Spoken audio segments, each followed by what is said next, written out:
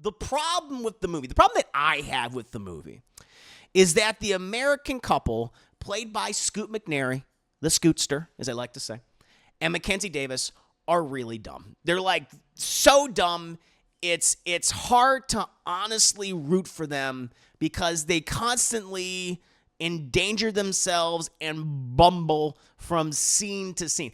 It's honestly a miracle that they even got to McAvoy's house because their stupidity might have distracted them to the point where they could have easily died along the way, along their arduous journey. They might forget to breathe in some of these scenes. Like, listen, the relationship between their characters, they set it up, is tense, and they're having issues, and it's like, okay, that's fine. You know, there's some marital problems going on. Like, cool. But it can only go so far to the point where they know something is obviously seriously wrong. But their fight or flight instincts are just non-existent in this film. It's honestly, it's the daughter, it's Agnes, who has the name of a 90-year-old woman who comes out looking like a goddamn hero in this movie because she knows some bullshit is up. She knows there's some freaky shit. Let's go ahead and move on to my review for Speak No Evil. Now, other than the Abigail trailer, I have seen the trailer for Speak No Evil more than any trailer this year. Abigail, Argyle was brought up earlier. It's like, I did see the trailer for Argyle quite a bit. That was in front of every movie. But again, Argyle is come and gone. Thank God. Awful film. I liked Abigail, but still, seeing that trailer was like, okay, I get it. Vampire, Stan Stevens, I love him, of course, but enough. Speak No Evil has been in front of pretty much every single movie that I have seen so far this year. It's a lot. You know, I've practically memorized the dialogue and just certain moments from that trailer are burned into my brain. They're burned into my eyeballs, my retinas. So I'll tell you this much. My warning about not watching the trailer for this movie might be in vain, since I'm sure all of you who are watching this have already seen the trailer since it's played in front of so many movies. But I implore anyone who has not seen the trailer to not watch it, since I feel like the trailer for this film kind of just gives way too much away. And some of the things that would, surprise or even shock you they're in the trailer already, and they'll be lessened if you have seen it and then you go see the movie. It won't have the same impact. But in any case, Speak No Evil is an American remake of a Danish horror thriller of the same name that came out, I guess, last week. Apparently, it came out a couple years ago, like 2 years ago. It came out in 2022. So pretty soon after the original film. And I don't know, I feel like that's almost like too soon, honestly. And the fact that the original movie is apparently mostly in English anyway, again, it's just really weird and just feels like such a Hollywood thing trying to capitalize on something but presenting possibly a more watered down version, right? And that's not to say that there hasn't been like great American, remakes of foreign films over the years, over the decades. There absolutely has been some great movies. Some of my favorite films. The Departed. Martin Scorsese's Departed, I think one of his best movies in the 2000s, which is saying something because the man made some amazing movies in the 2000s. Gangs of New York and The Aviator, of course, and then The Departed. That's a remake of a Chinese film, a Hong Kong film called Infernal Affairs. And also like beloved movies that I personally like really love and enjoy. The Birdcage, that's a remake. True Lies, which I didn't learn about until recently, that's a remake. And the Magnificent Seven is a remake of sorts, of course, of the Seven Samurai. They're all remakes of various, foreign films. And now, at the same time, there are certainly a lot of terrible American remakes as well. I mean, more recently, like Spike Lee's Old Boy is abysmal. And there are just countless, it feels like there are just countless bad American remakes of Japanese horror films. But perhaps Speak No Evil would be better than some of those movies, and it is. As I said before, the original Speak No Evil is a Danish film, and it focuses on a Danish couple invited to a Dutch couple's country house for like a holiday weekend, but awkward situations lead to tense situations and apparently horrifying consequences. The remake is pretty much the same thing, except we have an American family with the husband played by Scoot McNairy, the Scootster, as I like to call him, and the wife is played by Mackenzie Davis, and they have a young daughter named Agnes. Why would you name your daughter Agnes in the 21st century? I don't know. You just want her to be bullied. You already know something's wrong with this couple. Something's wrong with this family. It's rotten. And they meet another couple played by James McAvoy and Ashlyn Francois. I'm hoping I'm saying her name correctly. If not, please let me know if I'm mispronouncing the name. They have a mute son, and they invite our American family to the English countryside, and awkwardness and tense, chaotic situations ensue. Now, I would say two things really work very well in this movie. And the first and most consistent thing is James McAvoy as good old Patty.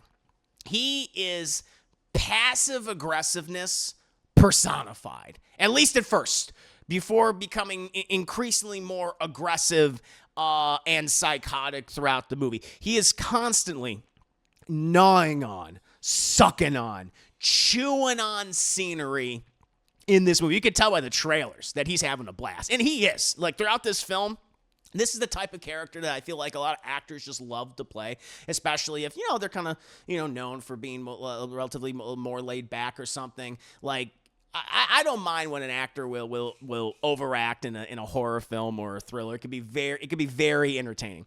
And he's just, again, like I said, he's just constantly chewing scenery in this movie.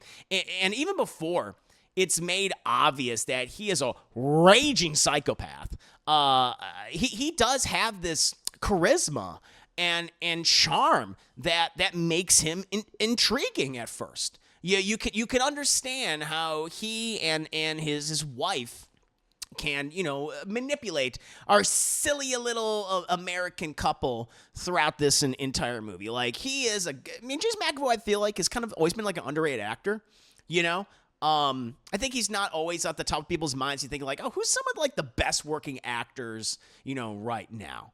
I guess speaking for myself, I don't always like think of him. But when I see him in something, certainly like this, where he is like just kind of like all out there and at 11, it's like, God damn, he really is a good actor. And you can tell he really enjoys playing this over-exaggerated character who is just a monster through and through. He's great. And if you're going to go see the movie, see it for him. That's what I would say. Secondly, there are some really well-crafted, tense moments in this film. They start awkwardly at first, in a good way. In a good way. It's that kind of cringe. It's that cringe awkwardness, right? And it's like, oh, you guys, almost like the secondhand embarrassment that you feel. That can be present in whether it be a dramatic thriller or even like a comedy or something. It's like, oh, but they quickly escalate to just full-blown, why the fuck would you do that? And, oh my God, McAvoy looks like he's gonna eat someone's face. Like, that's what it escalates to.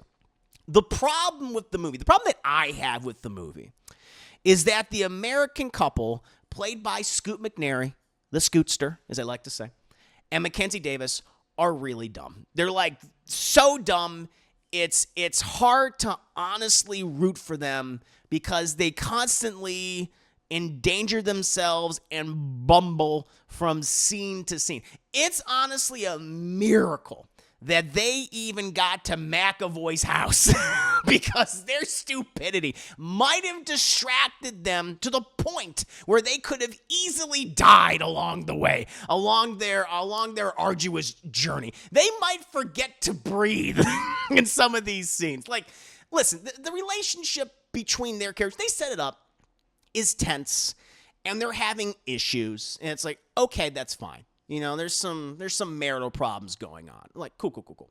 But it can only go so far to the point where they know something is obviously seriously wrong. But their fight or flight instincts are just non-existent in this film. It's honestly, it's the daughter, it's Agnes, who has the name of a 90-year-old woman who comes out looking like a goddamn hero in this movie because she knows some bullshit is up. She knows there's some freaky shit, and that James McAvoy, good old Patty's anything but good, and his wife, they're up to no good in this movie. But again, like Mackenzie Davis, she's, of the two, she's the smartest one. She's the one that wears the pants in the family, okay? She's the one's like, all right, I have more control of this situation than, Scoot McNairy. She's a little more caring to the daughter. She's a little more self-aware.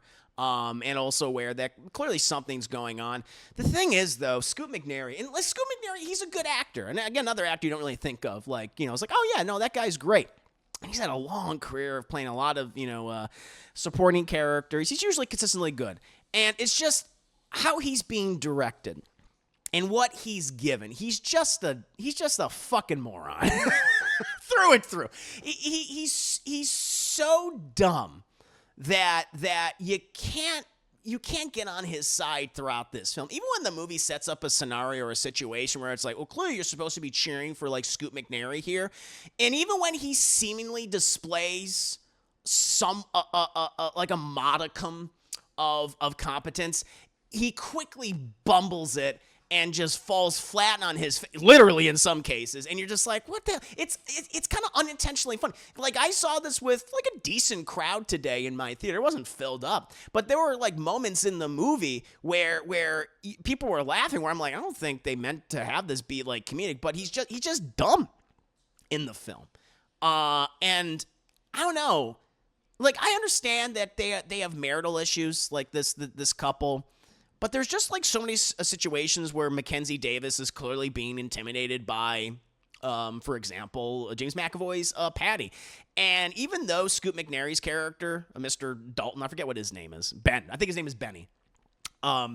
Like, he's in the scene, like, with her seeing all this, and he does nothing. It's just like, dude, come on. It's like, that can, in my personal opinion, can only go on for so long to the point until it becomes parody. And I feel like that's what happens in this movie. It kind of becomes parody. It's like, how can these characters function even? And it's not the actor's fault. It's how they're written and how they're being directed. The child acting is good. I don't know the name of the child actors to the top of my mind, but Agnes and, again, weird kid names Ant.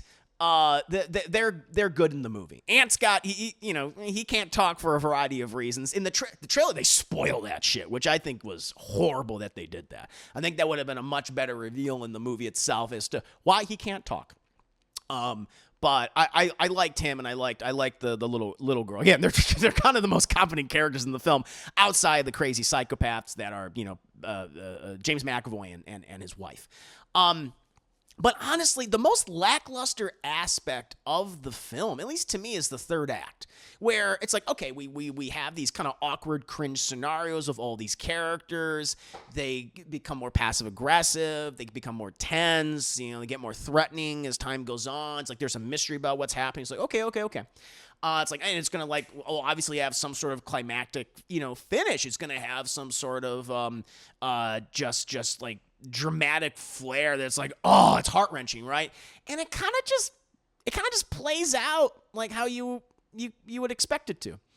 There's nothing in the third act, at least for me, that was like a huge surprise. It's like, all right, this is what's going on. It's like, okay. I mean, I think you can guess at what's going on. And then what happens to, the bad guys is what typically happens to a lot of the bad guys in your run-of-the-mill generic thriller. And you're just like, okay. That was it. And so it just makes me think, like, what about the original movie was so good, apparently, that necessitated, like, for Hollywood to be like, let's make a remake of this. And I'm not saying, like, oh, and the original must be as generic, because I don't think so. I don't know what happens in the original film. I only learned about the original movie after first seeing the trailers for this and looking up some information. It's like, oh, it's based on a movie. I think even you guys told me this when we first saw the trailer, when we did a trailer reaction to it like months ago. That it's like, yeah, it's based on a Danish film that only like came out like 2.5 weeks ago. So, I do wonder if they changed something. Because it just feels so blah, honestly. It's like, all right, well, we just go about our business, go about our day. I mean, it doesn't take away from, I think, the great performance of James McAvoy as Patty. He really is a standout in this film, but I just expected it to lead to something a little more thrilling or even a little more tragic or something, instead of just like, all right, well, it's going to play out how you expect it to play out. I think that in itself is disappointing. So yeah, like James McAvoy I think is great. There are some cool, cringy, awkward, fun scenes to be had in this and enjoyed, leading up to some like even like it escalates, and then just kind of peters out after that. It's like, all right, we know what it is, and it just kind of goes downhill. But the thing that annoys me most is just the couple is just so goddamn dumb. They're so dumb that it's like, it's kind of hard to care about you and cheer for you. I mean, I guess I kind of want you guys to succeed because your daughter's far more intelligent and far more competent than the two of you knuckleheads. But yeah, so I walked away from the movie kind of like feeling like it's okay. If anything, I will say this. Watching this film, it did make me want to watch the original movie a lot more. It just made me go like, okay, I want to see this movie just to see like, okay, what about that film made them want to like remake it so quickly afterwards? Especially even though that movie was from what I've been told and what I've read is mostly in English. So it's like, why didn't you just kind of like push it out there more in the West or more in the States? I don't know. And so that's why I'm going to do something I don't think I've ever done before for a review. Obviously, I didn't have time to watch the film just because of all the technical issues that we've had recently and internet going out. So I'm actually going, along with my girlfriend, Katria, we're going to watch the original movie probably tomorrow morning or something, or sometime very soon. And then when I post this on YouTube, I'll edit in at the end my, I guess, mini review or reaction to the original film and kind of compare and contrast and see, like, okay, what is it? And so who knows? I'm like, for now, I'm thinking, like, it was an okay thriller. But maybe tomorrow I'll be like, all right, this movie's bullshit. It's like, that original film? Much better. Or maybe I'll feel differently. I don't know. But I just want to do that because it's like, I feel like something's missing from this movie. And I feel like how it just all wrapped up was, it just feels so safe. And I want to see what the original movie did. But yeah. Speak No Evil, I think, is fine. I think it's bolstered by a very good performance by James McAvoy, some cool, cringy, awkward, escalating scenes. But you got a couple that is just, dumb as a bunch of rocks, dumb as a bag of rocks. And a third act that I feel wasn't very special. It had a lot going on for it. I mean, you've seen it before, I feel like. But yeah, that's just my overall thoughts on Speak No Evil. But what about you guys? I'm very curious your people's thoughts on this film, especially those who have seen the original movie. So did you like this film? Were you more kind of like mixed on, I suppose, as I feel right now, or were you more negative on it? Let me know. 5 minutes later. How do you feel about Speak No Evil?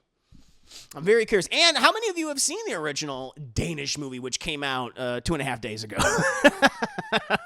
Let me see. Oh, man. Yeah, Scoots, the Scootster. She's the one that fought a Terminator. She better be the more competent one. That's true, right? Oh, man. Yeah, like, why the fuck would you go back to the house of someone you don't fucking know? Who's dumb? Oh, Scoot McNairy. Well, not the actor, but the character he's playing in this film, good old Benny Dalton. He's just dumb to the point of parody. It's just like, you're not a real... I know he's not a real person, but like in the context of this world, it's like, you don't feel real. Oh, man. You like to chill? And who is this guy? Listen, no. That's the thing about me. I hate stupid precocious children. I hate children that create faux conflict where it's not necessary. I have a lot of respect. I love a competent kid character. You know, because that type of character is charming as all hell. And Agnes in this movie, she's charming as all hell. And Ant, I don't know why I describe him as charming, but he's at least competent. And I like them in the film quite a bit. Like, in terms of the characters, it goes James McAvoy, then the kids. And then the Scootster and, Mackenzie Davis, they're rock bottom. Because their heads are filled with rocks.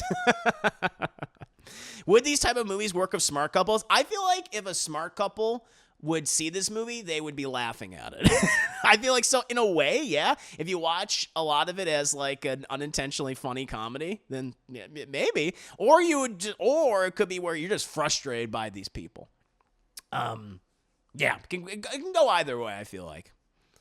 Apparently the ending's a lot different. Okay, I figured it is. Because I'll tell you right now, the ending's just, it's just so neatly wrapped up. It's like, there it is. Yay! Right? I don't want to spoil it, obviously, but I don't know. I found the ending to be kind of very, again, it's a word I keep overusing. I don't mean to, but it just felt very generic. Yeah. So he's going to see this sometime next week. Let me know how you feel about it.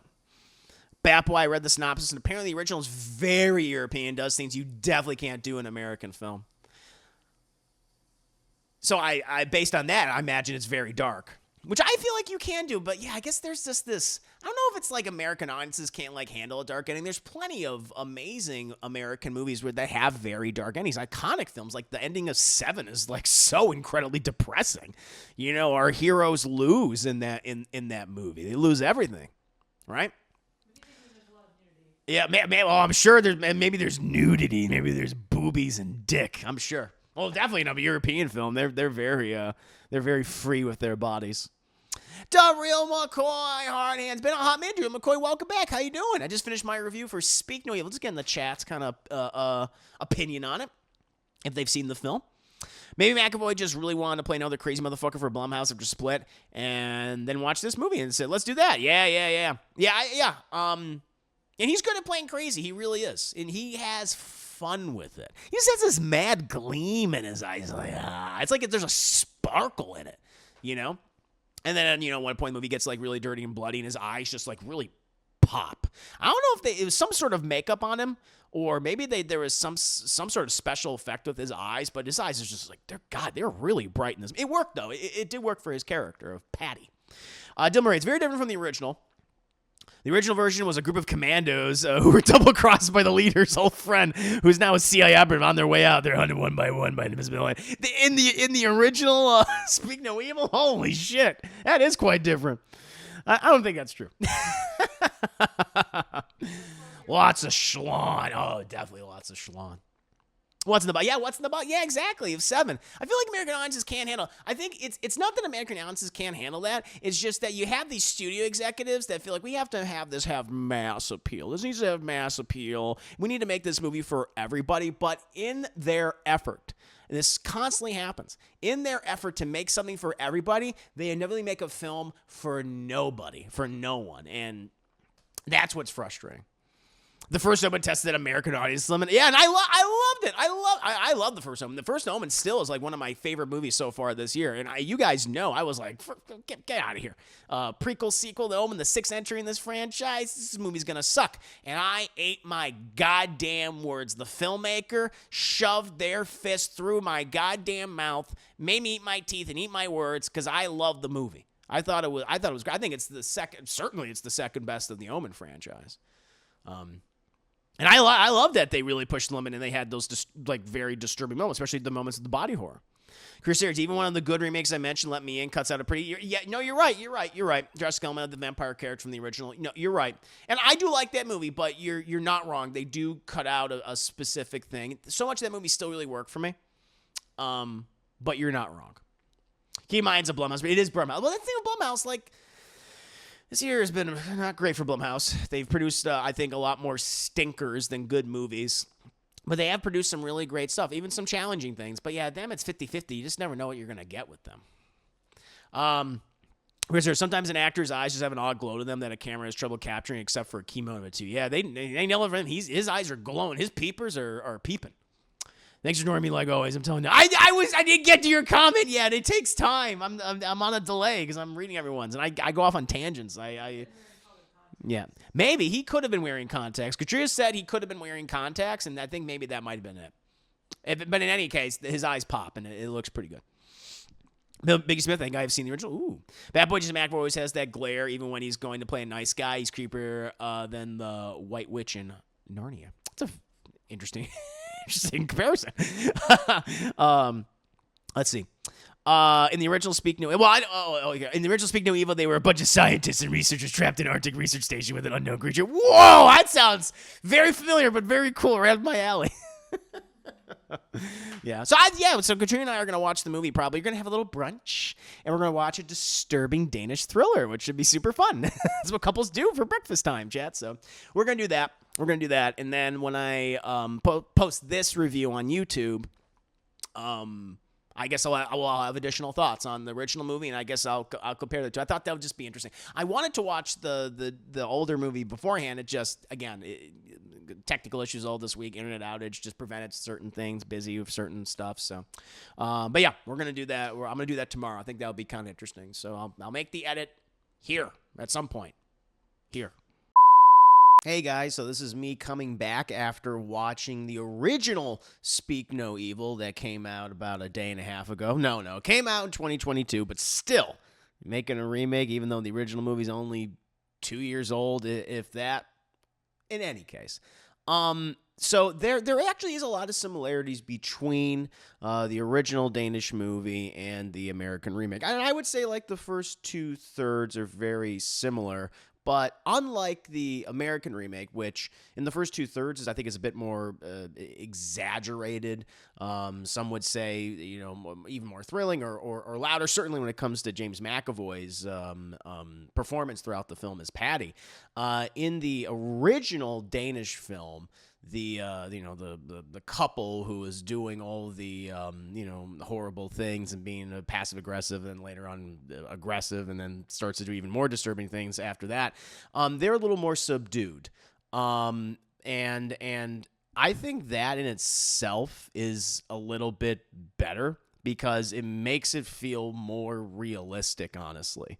And like their subtle passive aggressiveness, it's almost like you can kind of hand wave it away just like an awkward moment. Whereas in the American remake, it's a little more over exaggerated. But again, the first 2/3 are very similar. Probably the other major difference in the first 2/3 is that in the American remake, Scoot McNairy, Ben Dalton and his wife, played by Mackenzie Davis, they are definitely dumber than the couple in the original Danish film. Scoot McNairy's Ben Dalton, he's definitely played up to be a lot dumber, unlike the husband in the original film. Bjorn, in the original movie, he's definitely pathetic. There's no doubt about that. There's this kind of sadness to this character. They don't really explain it too much, but you get the sense that he's kind of going through an existential crisis. He's kind of unsatisfied with his life. Whereas again, in the American remake with Scoot McNairy's Ben, he's just kind of an idiot. that's his most defining attribute, I would say. So those are the similarities, the differences in the first 2/3. The thing is, though, it's the last act, it's the final third of both movies that are extremely different from each other. And one of the things that I kind of brought up in my initial review is that in the American remake, it just kind of plays out like a generic thriller. Like everything's pretty much tied up, everything plays out how you expect it to be. It's very safe, extremely safe. Where in the original movie, it's anything but. And again, I'm not going to spoil anything, but it's a much darker ending, a much more disturbing ending. I guess some would say a much more European ending, and maybe the filmmakers that be, the executives that be, they thought like, listen, American audiences, they're not going to vibe with that, which I feel like you're underestimating American audiences. I think they can handle this darker ending, this type of material, but that's just my opinion. Personally, I much preferred the original ending in the Danish film. It's hard to watch. There's no doubt about that. It's not gonna have you feeling good towards the end, but I don't know. I appreciated the risks that film take, and I think it's far more memorable than the American remake. Aside from James McAvoy, who I still think is doing a great job, and if you're going to go see the movie, certainly see it for him. But his Danish counterpart, or I suppose his Dutch counterpart, because that couple in the original 2022 film is Dutch. I'm sure I'm mispronouncing his name, but Fedja Van Hewitt, who plays Patrick in the original movie, I think he does a fantastic job as well. Whereas James McAvoy chooses to play it really big and really over the top. Hewitt, his performance is more subtle.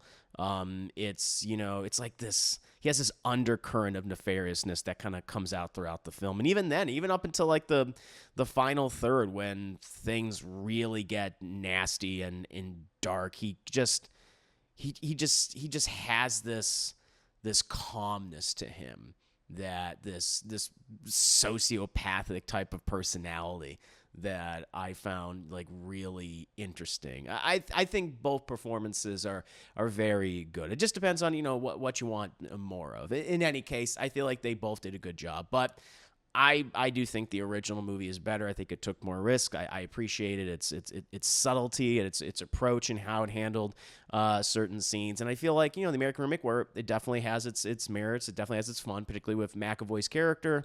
It dumbs down a lot of the characters, and I think by the final third, it chooses to be safe instead of being dark and disturbing. But I can see a lot of people coming out of the remake preferring it because it chooses not to get as dark and as disturbing as the original film. For myself, I preferred the original movie, but I still think there's some fun to be had in the American remake. Again, particularly with McAvoy's performance. But what about you guys? Again, I'm super curious to hear your thoughts on the American remake. What do you think of it? And also share your thoughts on the original movie. Which one did you like better? Which one did you prefer? Let me know in the comments below, and I'll see you guys next time. Bye-bye.